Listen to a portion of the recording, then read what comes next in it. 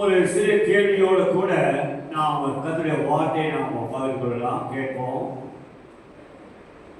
வாழ்க்கையில சில மனிதர்கள் அல்ல சிலருக்கு அல்ல பலருக்கு பார்க்கும் பொழுது நோய் என்றதான ஒரு காரியம் வருகிறது, வியாதி இல்லையா?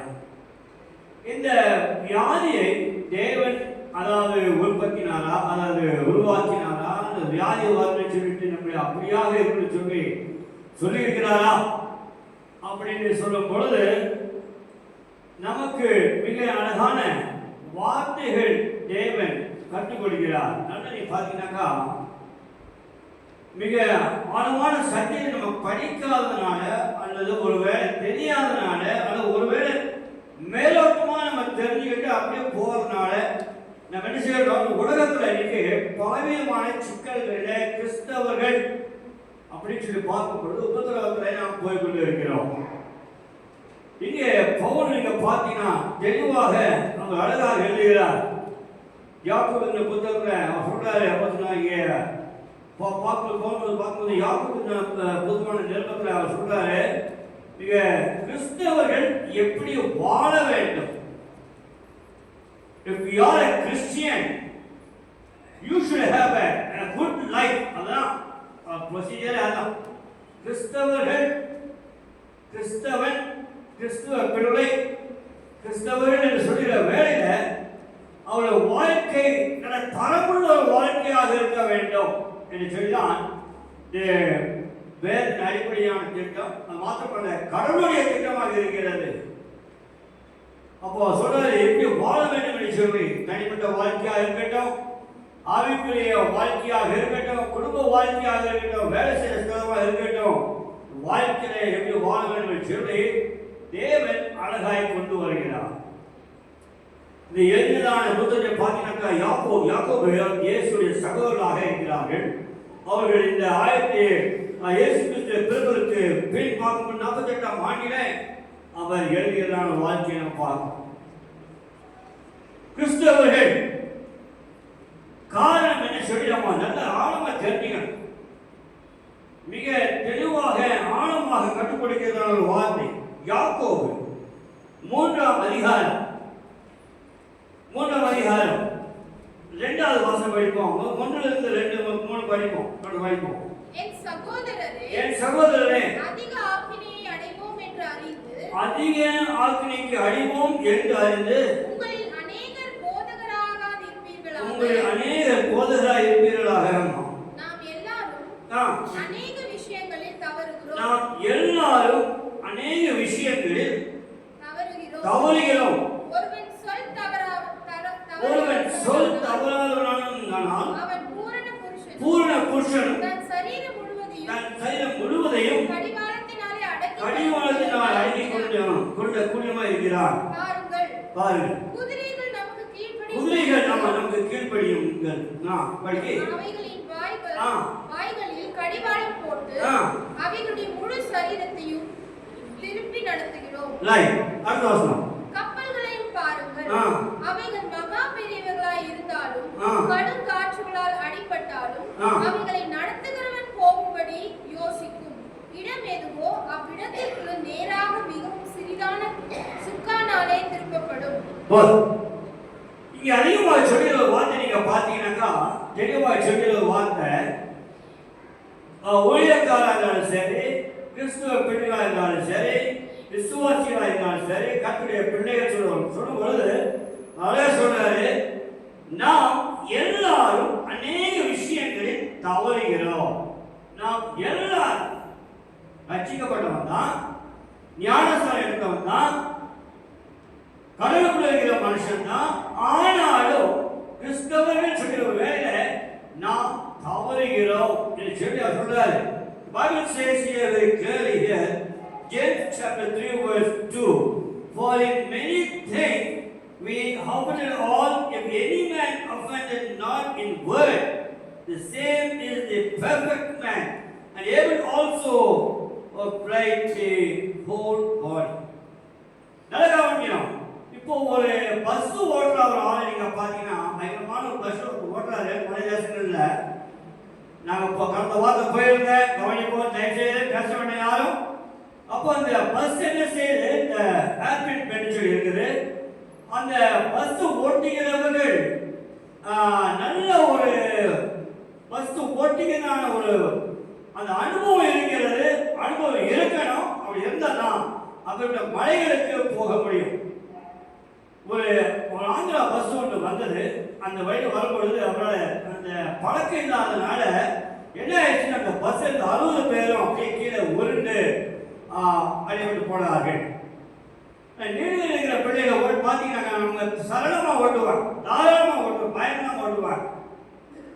அப்போ இந்த பஸ் ஓட்டிங்கிறதான டிரைவர் அவ்வளவு நல்ல கெப்பாசிட்டியாக இருக்கும். அந்த 50 பேரை கூப்பிட்டு சேர்த்துவார், மேலே சேர்த்துவார், அங்கே மேலே இருந்து கூட கீழே கொண்டு வருவார். இப்படியாக இருக்கிற ஒரு காரியத்துல நம்முடைய சரீரம் தேவன் அழகாக கொண்டு வராரு. ஒரு வண்டியை வைக்கிறாரு, ஒரு கப்பலை வைக்கிறாரு. இங்க அழகா சொல்கிறது, கப்பல்களை பாருங்கள், அவைகள் மகா பெரியவர்களாக இருந்தாலும் கடுக்காற்றுகளால் அடிபட்டாலும் அவைகள் நடத்துகிறவன் போகும்படி யோசிக்கும்படி எதுவோ அவனுக்கு நேராக மிகவும் சிறிதான சுகனாலே திருப்புகிறான். கப்பல் பயங்கரமான ஒரு கப்பல். அப்போ பார்க்கணும். அது மாத்திரமல்ல, என்னால சொல்றாரு 3ஆம் வருஷத்துல பாருங்கள், குதிரைகள் நமக்கு கீழ்ப்படியும் படிக்கு அவைகளில் வாய்களிலே கட்டுவாள் போட்டு அவைகளை முழு சரீரத்தை திருப்பி நடத்துகிறோம். நல்ல கவனிக்கணும். அப்போ அப்படி இருக்கிறதான ஒரு ஸ்தானத்துல நம்முடைய சரீரம், இந்த சரீரம் யோர டெம்பிள் ஆஃப் காட், நீங்கள் இந்த ஆலயம் சொல்கிறது. அப்போ நம்முடைய வாழ்க்கையில இந்த சொல், வார்த்தை, வேர்ட் அது நல்ல ஆழமா இருக்கணும். அதை பார்த்தீங்கன்னா அந்த வார்த்தையில என்ன சொல்லுகிறோம் அதை ஆண்டவர் சொல்றாரு பாருங்க. சூரியன் உண்டா கடவுள் சொன்னாரு, உண்டாயிடுச்சு. நட்சத்திரம் உண்டா கடவுள் சொன்னாரு, உண்டாயிடுச்சு. இப்போ நம்ம நல்ல கவனிக்கணும். இந்த சரீரமானது 2வது வருஷம் சொல்கிறது, நம்ம எல்லாரும் அநேக விஷயங்களில் நாம் தவறுகிறோம். ஒருவன் சொல் தவறுவதனால் அவன் பூர்ண புருஷனும் தன் சரீரம் முழுவதையும் கடிவாளத்தினாலே அடுக்கிக் கொள்ளக்கூடியவனுமாக இருக்கிறான். இந்த சரீரத்தை எப்படி அடக்கணும், இந்த சரீரத்தை எப்படி சுகம் பெறணும், இந்த சரீரத்தை முழு ஆரோக்கியமாக இருக்கணும். அந்த காலத்துல பாருங்க, இந்த வண்டியை கிடையாது பாருங்க, அநேக பல வருஷங்களாக நடந்திருக்கிறார்கள், காடும் மேடுமாக போயிருக்கிறார்கள். வண்டி வாகனம் ஒன்றும் கிடையாது, ஒன்று கழுதையா இருக்கும், இன்னும் குதிரையா இருக்கும், இன்னும் ஒட்டகமா இருக்கும். இப்போ கூட ஒட்டகம் பயன்படுத்துகிறார்கள் இஸ்ரேல் தேசத்துல. அந்த சீவன் மலைக்கு போகணும்னாக்கா வாழ்க்கையை நாம் செய்ய வேண்டிய ஒரு காரியம் நல்லா கவனிக்கணும். கிறிஸ்தவர்கள் என்று சொல்லும் பொழுது என்னுடைய வார்த்தை எப்படி இருக்கிறது, இந்த வார்த்தை தான் என் முழு சரீரம் முழுவதும் கட்டுப்படுத்தி கொண்டு வருகிறது.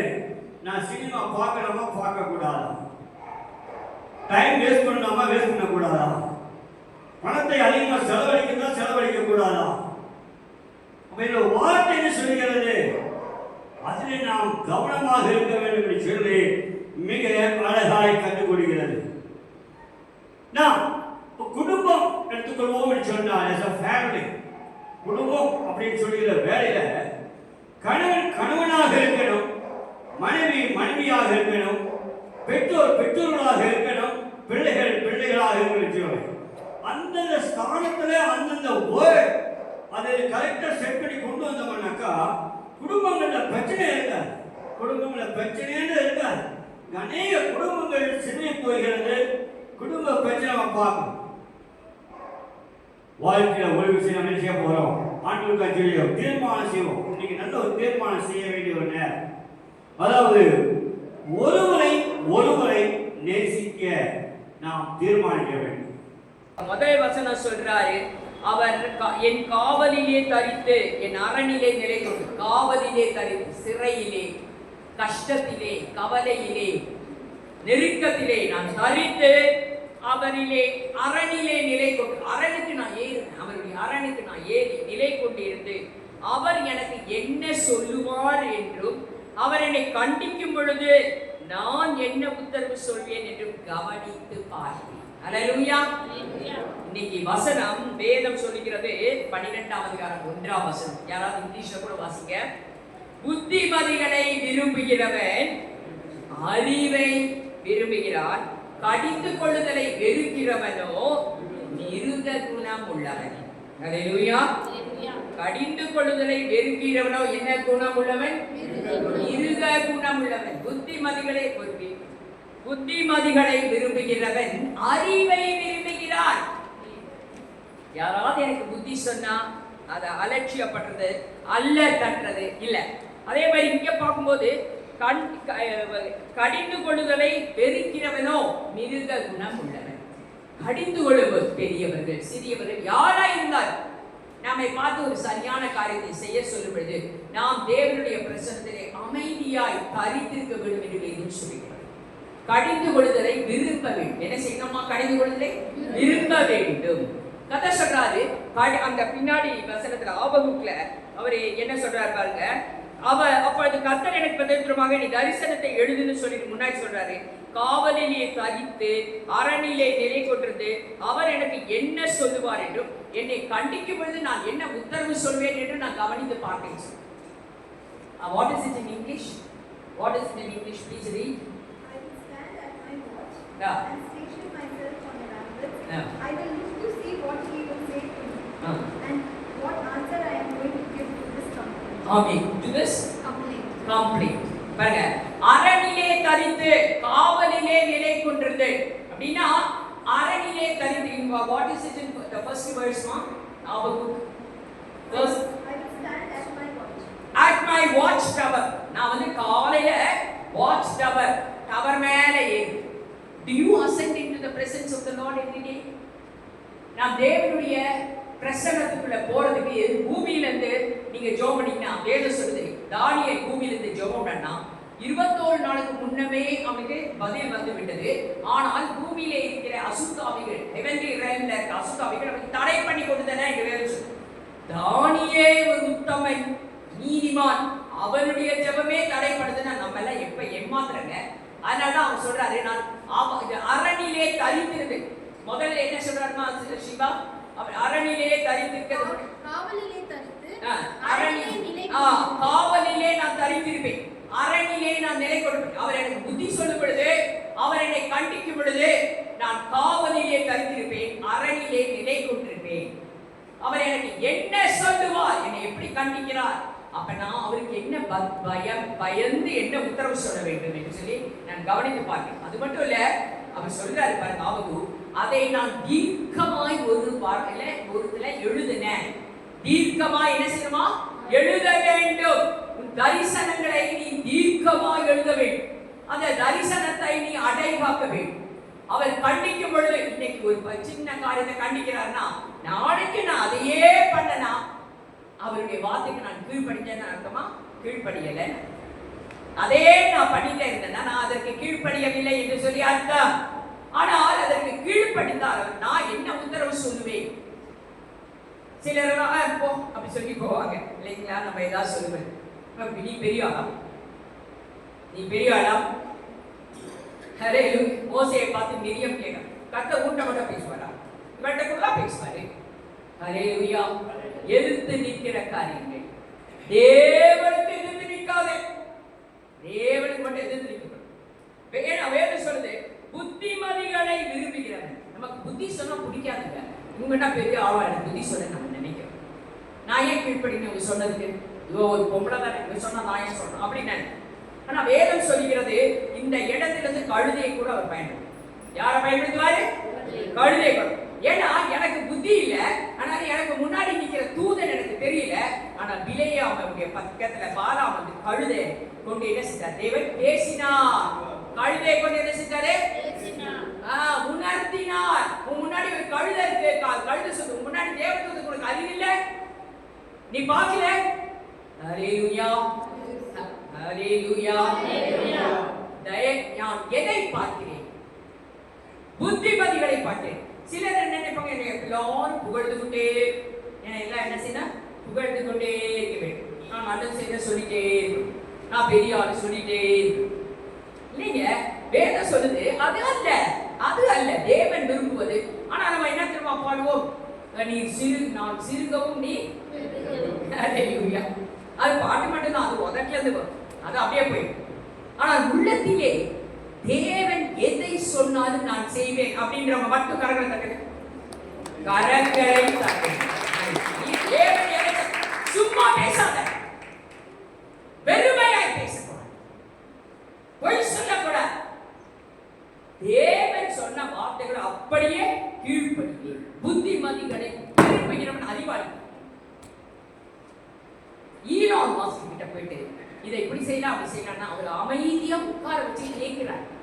எனக்கு ஒரு அனுபவம் உண்டு. ரத்தன் டாட்டாவை நான் 2 முறை சந்தித்திருக்கிறேன். இன்ஸ்டிடியூட் அவர் தான் ஃபண்ட் பண்றாரு, Tata Institute of Fundamental Research. அவர் வந்தார் ஒரு தடவை, இந்த டிஎன்ஏவை கண்டுபிடிச்ச வாட்சன் ஒருத்தர் வந்தாரு, பில் கேட்ஸ் வருவார், ஏன்னா அவரு எங்களுடைய ப்ராஜெக்டை ஃபண்ட் பண்ணுவார். எவ்வளவு அமைதி தெரியுங்களா? அந்த கூட்டத்தில் நாங்கள் அமர்ந்திருப்போம், யாராவது கேள்வி கேட்டால் அப்படியே அமைதியாயிருக்கும், கவனித்து கேட்பார்.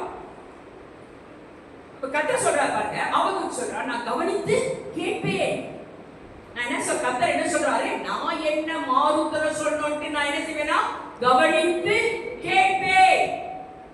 நீ என்ன வேணா சொல்லிக்கோ, நீ எப்படி வேணா பண்ணிக்கோ, நான் இப்படித்தான் இருப்பேன். அது அல்ல, அது அல்ல, அல்ல அல்ல. நான் எவ்வளவுக்கு எவ்வளவாய் நான் என்னை தாழ்த்தி தேவன் என்னிலே உயர வேண்டும் என்று நினைக்கிறேனோ அவர்களை கத்த உயர்த்துவார். ஆமென் ஆமென் ஆமென். கரெக்டா எதுவே உள்ள போக மாட்டேன், உள்ள மனசுக்குள்ள போனதா உன் கரம் தட்டும், உன் மனசுக்குள்ளே இல்லை, இங்க இருந்து வேற எதையோ யோசித்துக் கொண்டிருப்பேன் என்று சொன்னார். இது எனக்குள்ளே சிங்கே ஆக. கரங்களை உயர்த்தி கரங்களை தட்டுவாய் என்று சொன்னார், நீ தேவனோடு இணைந்திருக்கிறாய் என்றார். நீ கரங்களையே தட்டவில்லை என்று சொன்னால் தேவனும் நீயும் வேறு வேறு விதமாய் இருக்கிறீர்கள் என்றார். இப்ப கர்த்தர் சொல்றாரு, புத்திமதிகளை விரும்புகிறவன் அறிவை விரும்புகிறான். ஒரு வார்த்தை மட்டும் சொல்லிடுறேன். நீதிமொழிகள் புத்தகம் 1ஆம் அதிகாரம் 23-25 வாசிக்கலாமா? நீதிமொழிகள் 1. என் கடிந்து கொள்ளுதலுக்கு திரும்புங்கள், என் கடிந்து கொள்ளுதலுக்கு திரும்புங்கள், இதோ என் ஆவியை உங்களுக்கு அருளுவேன், இதோ என் ஆவியை உங்களுக்கு அருளுவேன், என் வார்த்தைகளை உங்களுக்கு தெரிவிப்பேன், என் வார்த்தைகளை உங்களுக்கு தெரிவிப்பேன், நான் கூப்பிட்டும் நீங்கள் கேட்க மாட்டோம் என்கிறீர்கள், நீங்கள் கேட்க மாட்டோம் என்று. நான் என் கையை நீட்டியும் கவனிக்கிறவன் ஒருவனும் இல்லை. கை தட்டுனா கவனிக்கிறவன் இல்லை, வார்த்தைகளை சொன்ன கவனிக்கிறவன் இல்லை. நான் கூப்பிட்டும் நீங்கள் கேட்க மாட்டோம் என்கிறீர்கள். அதுதான் என் சுயம், அதுதான் என்னுடைய கர்வம், அதுதான் என்னுடைய அகம்பாவம். நான் கூப்பிட்டும் நீங்க என்ன செய்யறதில்ல, கேட்கறதில்ல. அப்புறம் நான் கையை நீட்டியும் கவனிக்கிறவன் ஒருவனும் இல்லை. 29 அவர்கள் அறிவை வெறுத்தார்கள், கர்த்தருக்கு பயப்படுதலை தெரிந்து கொள்ளாமல் போனார்கள். 30 என் ஆலோசனையை அவர்கள் விரும்பவில்லை, என் ஆலோசனை நலாவி. எனக்கு ஒருத்தர் ஆலோசனை சொல்றாங்க, அதை விரும்பல, அதை என்ன செய்வதில்லை, விரும்பவில்லை. அடுத்தது என் கடிந்து கொள்ளுதலை எல்லாம் அசட்டை பண்ணினார், என் கடிந்து கொள்ளுதலை எல்லாம் அசட்டை பண்ணி. நீ யார் சொல்லு, ஆலோசனைகளை விரும்பல.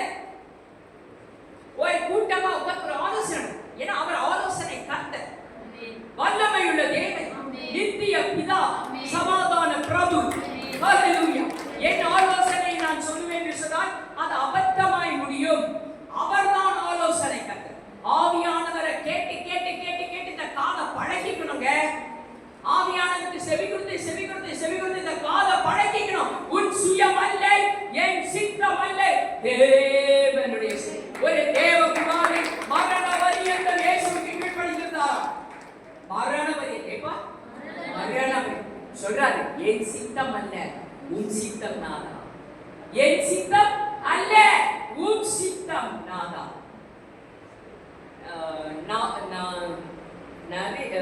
ரோஷின்னு சொல்லிட்டு நபில் குரோஷின்னு சொல்லுது முஸ்லிம் கர்த்தரை ஏற்றுட்டார். முஸ்லிம் யாரு? கர்த்தரை ஏற்றுட்டார். வைராக்கியமாய் ஊழியம் முஸ்லிம்க மத்தியில பயங்கர வழிகாட்டு கர்த்தரா ஊழியம் செஞ்ச அப்புறம் அவருக்கு வயிற்று வலி அதிகமாகும். கொஞ்ச நாள் கழிச்சு அவர் டயக்னோஸ் பண்ணும்போது கேன்சர்னு சொல்றாங்க. அப்ப என்ன சொன்னாங்க அவங்க கம்யூனிட்டியில, நீ நல்லா அத்தை இன்னொரு கடவுளை வேணும்னு அத்தாய் வந்துச்சு. அப்புறம் அவரை வந்து திருப்பி சாட்சிக்கெல்லாம் கூப்பிடுறாங்க, இன்டர்வியூ விடாங்க. சடைக்காம போவார் இன்டர்வியூ. போய் இயேசுதான் பெரியவங்க தான் சொல்லுவார். சாகர வரை இயேசுவை நான் ஏற்றுக்கொண்டதுனால இது வந்ததுன்னா பரவாயில்ல, நான் அதை ஏற்றுக்கொள்வேன். இந்த பாத்திரம் என்னை விட்டு நீங்க கூடுமானால் நீங்கள் ஹல்லேலூயா கர்த்தாவின் பாத்திரம் கையில் கொடுத்தா நான் ஏந்திக்குவேன். வாயில பாடுவோங்க, வெறும் பாடுவோம், பிரசங்கிப்போம், பேசுவோம், விளையாடுவோம், என்னென்னமோ பண்ணுவோம். ஆனா நான் என்ன செய்ய மாட்டேன், கீழ்ப்படியும். அவருடைய வார்த்தை கேட்க மாட்டேன். கடிந்து கொள்ளுதலெல்லாம் வெறுத்தார். கடிந்து கொள்ளுதலெல்லாம் அசட்டை பண்ணாங்க. அசட்டை. அவருடைய ஆலோசனையை கேட்கறதுக்கு எவனுடைய காது ரெடியா இல்லைன்னு. அதனால அவர் என்ன சொல்றாரு பாருமா, அதனால என்ன செய்றார், அறிவை வெறுத்தார்கள், கர்த்தருக்கு பயப்படுதலை தெரிந்து கொள்ளாமல் போனார்கள், என் ஆலோசனை எல்லாம் அவர்கள் விரும்பவில்லை, கடிந்து கொள்ளுதலெல்லாம் அசட்டை பண்ணினார்கள். ஆமென். ஹல்லேலூயா, ஹல்லேலூயா.